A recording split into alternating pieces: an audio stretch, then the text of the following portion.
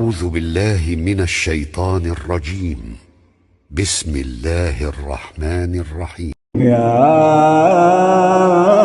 أيها الذين آمنوا أطيعوا الله ورسوله ولا تولوا عنه وأنتم تسمعون ولا تكونوا كالذين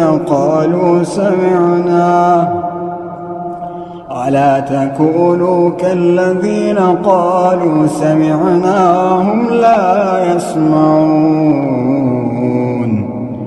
إن شر الدواب